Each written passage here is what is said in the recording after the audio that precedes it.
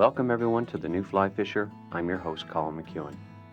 In today's show, we're going to examine what is probably my most favorite outdoor experience, fly fishing on small streams. From where to find trout to the equipment you should use, this show will help you better understand this type of fly fishing. Come along to learn the joys of this unique and intimate fishing adventure.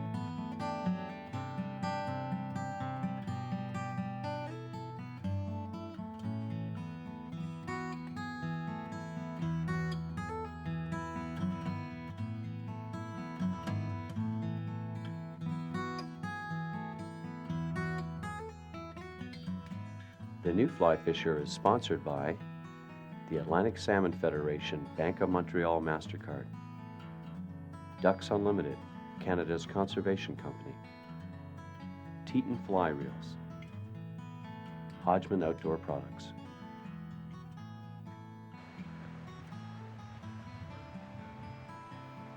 Today I'm joining my friend Raymond Sander-Regier to fly fish on a small stream near his home. Like me, Raymond is a small stream addict and spends a great deal of time exploring small streams in his region. This area is the scenic and peaceful countryside of eastern Quebec, not far from Ottawa. There are numerous small and slowly meandering streams in this area which take their source from the Gatineau Hills.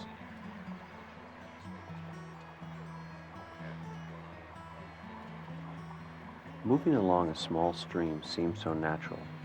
You feel as one with the environment. You suddenly become aware of all the abundant life that surrounds you, from a damselfly hanging on a leaf to the croaking of a leopard frog. You realize that you are not alone, and it comforts you. This is the essence of small stream fly fishing. Like any excursion to the water, a fly fisher must ascertain what aquatic insects are available for forage. Usually this can be broken down into three principal groups of caddis, mayflies, and stoneflies. Often you can ascertain quite a bit about a stream's aquatic insect life just by checking spider webs or trees near the stream. Raymond and I began checking some of the rocks in the small riffle. Nice size. We quickly found an abundance of important food sources. It's a nice current here, lots of oxygen, obviously. I'm seeing caddis, lots of eggs. Yeah.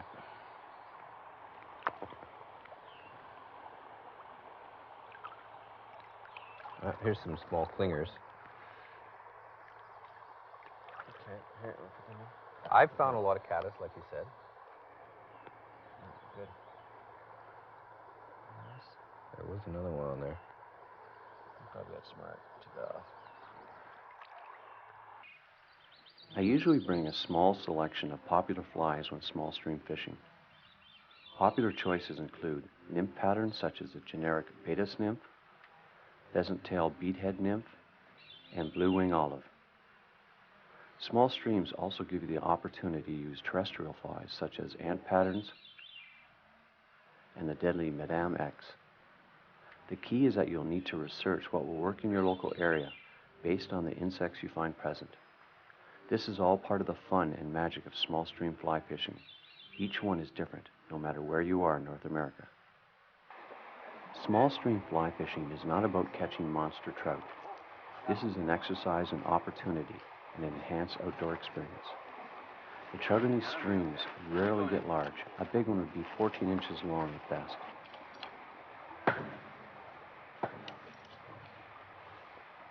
However, each of these trout is a small, glistening gem, a gift of nature, and one which should be returned unharmed.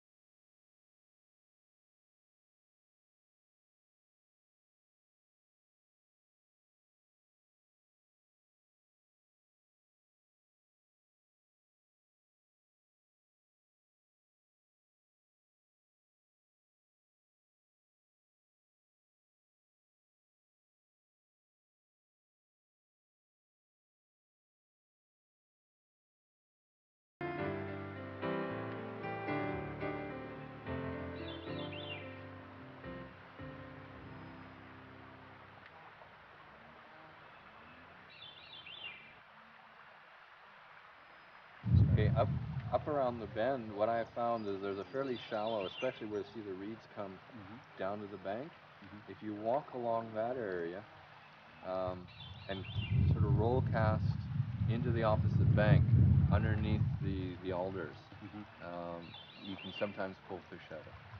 So we're not talking long casts here. No, just little casts. That's why a 7.5 foot, 3-weight rod is perfectly adequate. And you can do that with a nymph or a dry fly. Nymphs often will pull them out even a bit further than dry. There are several common features on small streams that anglers can look for that will usually hold trout. Bend pools usually feature deep water on the outside edge, which can be a magnet to large trout. Often this type of pool will include undercut banks and some overhanging branches. The second type of structure to key in on is fallen trees. These provide excellent overhead cover for trout from many of their airborne predators. Tree roots, especially deeper ones, provide excellent holding cover for trout. The problem for fly fishers with this type of cover is how to best present flies to the trout and then quickly get them away from the tippet-breaking roots.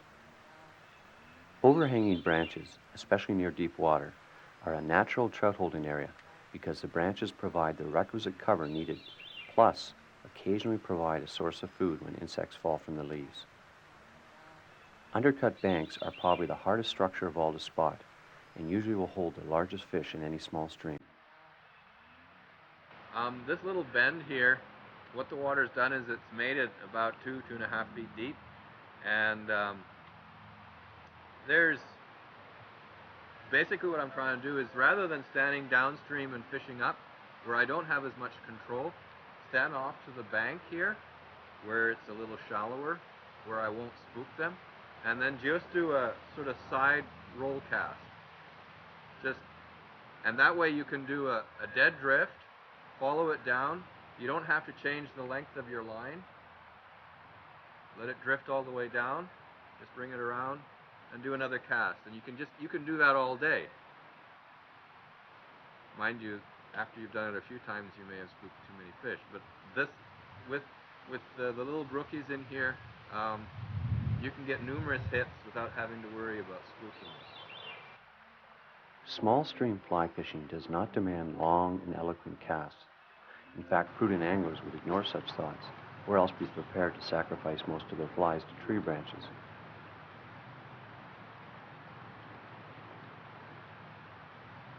Popular techniques to use include dapping, often deadly with caddis patterns. Roll casts are your primary means of effectively presenting patterns to wary trout. The key is to be adaptable with this cast, such that you can perform it with both arms and at different angles.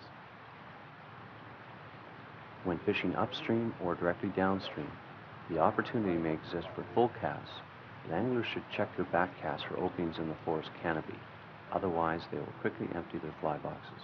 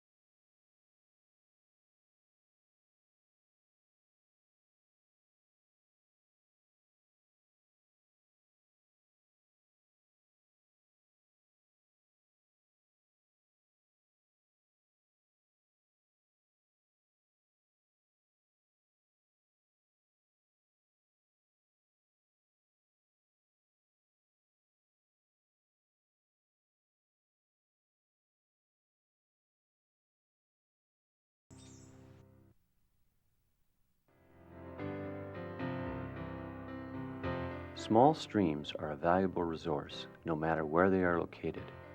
Recently, I was in Alberta fly fishing on the renowned Crow's Nest and met with Jim Campbell from the Nature Conservancy of Canada and Annie Smith from BP Canada to discuss how a conservation group and industry can come together to protect and enhance our precious small streams.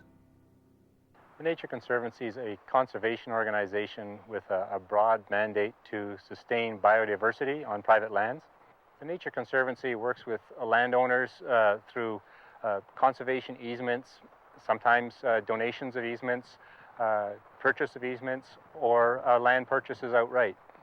We work with virtually any organization, could be another nonprofit organization, conservation organization such as Ducks Unlimited or Trout Unlimited. We also work with corporate partners such as BP Canada, Shell, many partners throughout the community at smaller scale. Right now we're down in the Crow's Nest Pass, which is a very vital link between U.S. Wildlife areas and Canadian wildlife areas. And we're working to sustain the wildlife corridors in this area.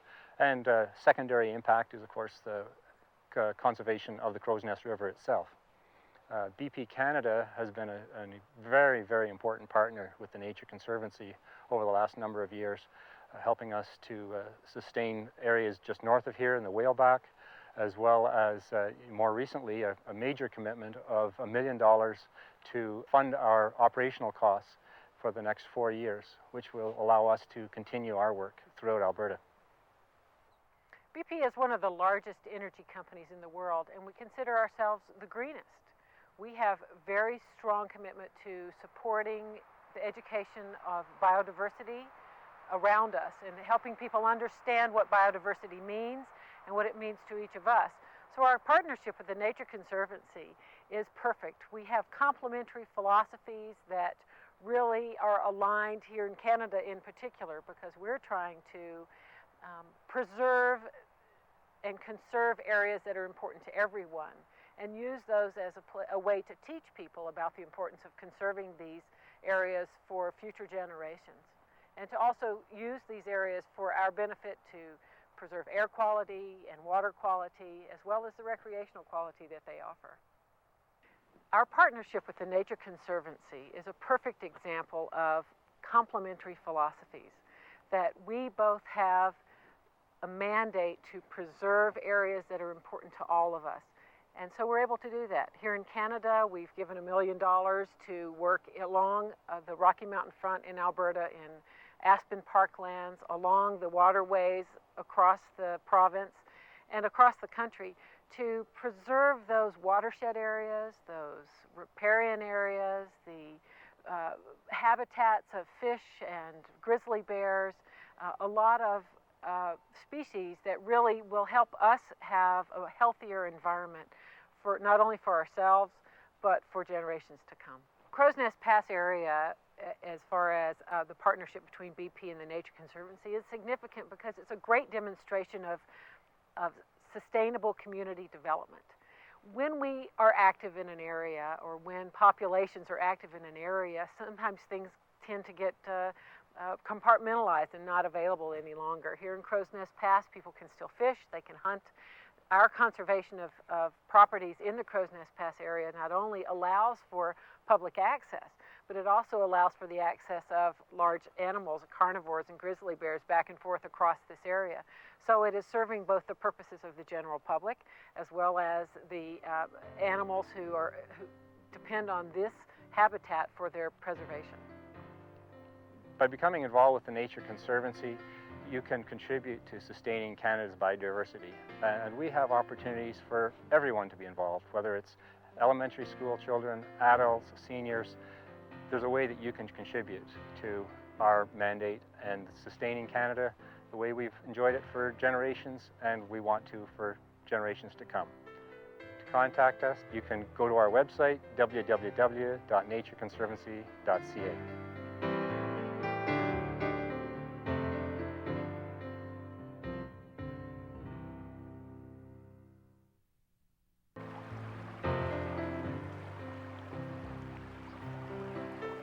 The importance of stealth cannot be overemphasized when fly fishing on small streams.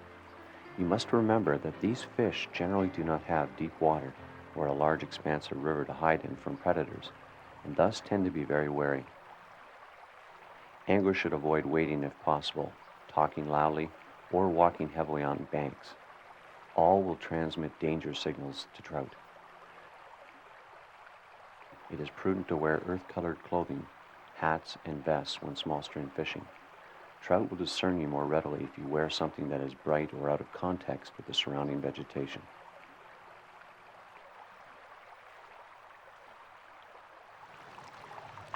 Oh, he's a nice size. Yeah, it is.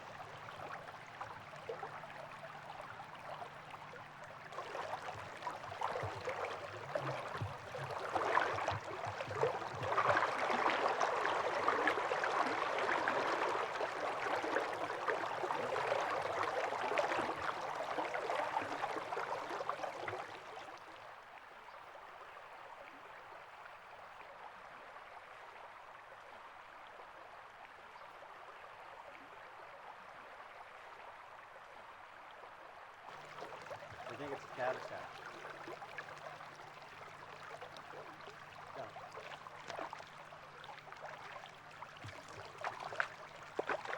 Make it look easy.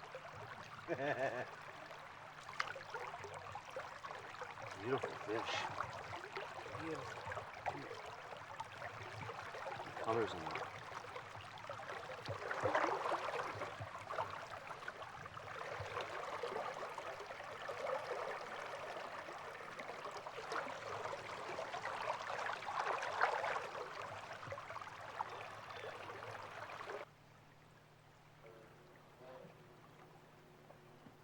For fly fishers who wish to learn more about the challenges and rewards of small stream fly fishing, there has been several excellent books written about this subject. Two of my favorites are Fishing Small Streams with a Fly Rod by Charles Mack and Fly Fishing Small Streams by John Garrich. Both of these books are very comprehensive in detail and will prove to be an outstanding resource for those who wish to learn more about this unique form of fly fishing. Exploring a small stream is like reliving your childhood again. Each bend and pool in the stream brings new natural wonders and discovery that help rejuvenate the soul. Scouting for new and productive small streams in your region can be accomplished through the purchase of quality topographical maps. Additionally, your research may reveal that authors have written books about your region which will greatly aid in your exploring. Good examples of these types of books include Trout Streams of Michigan by Bob Linseman and Steve Navalla, and Trout Streams of Alberta, authored by Jim McLennan. These are but just a few of the excellent resources that are available to you. Manufacturers have responded to the increased interest in small stream fly fishing, and now there's quite a bit of quality gear available. Check with your local fly shop for recommendations on proper equipment for your region. The leaders we typically use for this type of fishing are 6 to 8 feet in length, and the tippets can vary between 5x and 7x, depending upon conditions. Again, experimentation is a key to success. The fragility of small streams and their ecosystems cannot be emphasized enough. No impact hiking or wading is a must, and in this pristine environment, if you find trash, then please pack it out. These are incredibly delicate ecosystems, and you must do your utmost to protect them.